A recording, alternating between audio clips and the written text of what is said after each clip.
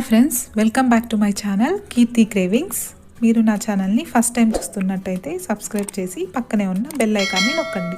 మసాలా పౌడర్తో వాంగీబాత్ని చాలా సింపుల్గా ఇంట్లోనే ఎలా ప్రిపేర్ చేయాలో చూద్దాం. ముందుగా ప్యాన్ పెట్టుకొని అందులోకి 3 స్పూన్లు పల్లీలను వేసి లో ఫ్లేమ్లో నిమిషం పాటు వేపుకోవాలి. నెక్స్ట్ 2 స్పూన్ల దాకా పచ్చిశనగ పప్పును వేసుకోవాలి. 1 స్పూను మినపప్పు, 1.5 స్పూను ధనియాలు, 1/2 స్పూను మిరియాలు, చిన్న ముక్క దాల్చిన చెక్క, 1 ఇలాచి, 2 లవంగాలు వేసి లో ఫ్లేమ్లో దోరగా కలర్ చేంజ్ అయ్యేదాకా వేయించుకోవాలి. తర్వాత 5 ఎండుమిర్చి, 1 స్పూన్ గసగసాలు, 1 స్పూను జీలకర్ర వేసుకొని లో ఫ్లేమ్లో కలుపుతూ వేయించాలి. ఇవి వేగుతూ ఉండగా ఒక మంచి సువాసన వస్తుందండి. అప్పటిదాకా కలుపుతూ వేయించుకోవాలి. ఇలా వేయించుకున్న తర్వాత వీటిని మిక్సర్ జార్లోకి ట్రాన్స్ఫర్ చేసుకోవాలి. ఇవి పూర్తిగా చల్లారేంత వరకు పక్కనుంచాలి. ఈలోగా కొద్దిగా ఎండు కొబ్బరిని వేసి అవి కలర్ చేంజ్ అయ్యేదాకా వేపుకోవాలి. చూసారు కదా, కలర్ చేంజ్ అవ్వడం స్టార్ట్ అయ్యింది. వీటిని కూడా మిక్సర్ జార్లోకి ట్రాన్స్ఫర్ చేసుకొని ఫైన్గా పౌడర్ చేసుకోవాలి. అంతే అండి, వాంగీబాత్ పౌడర్ రెడీ అయిపోయింది. ఇప్పుడు వాంగీబాత్ ప్రిపరేషన్ కోసం 4 స్పూన్ల దాకా ఆయిల్ వేసుకొని ఇందులోకి కొద్దిగా పల్లీలను వేసుకోవాలి.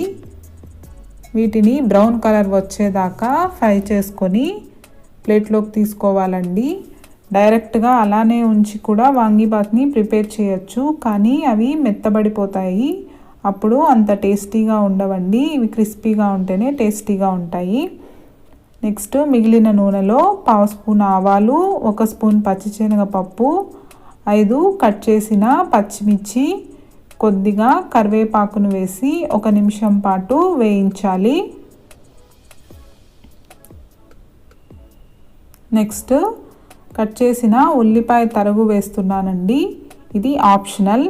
మామూలుగా అయితే వాంగీబాత్లో ఉల్లిపాయలు వేయరు, కానీ నాకు ఉల్లిపాయలు వేస్తే నచ్చుతుంది, అందుకని వేస్తున్నాను. వీటిని కలర్ చేంజ్ అయ్యేదాకా వేపుకోవాలి.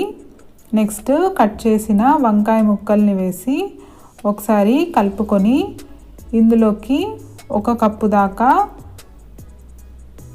చింతపండు పులుసును వేసుకోవాలండి.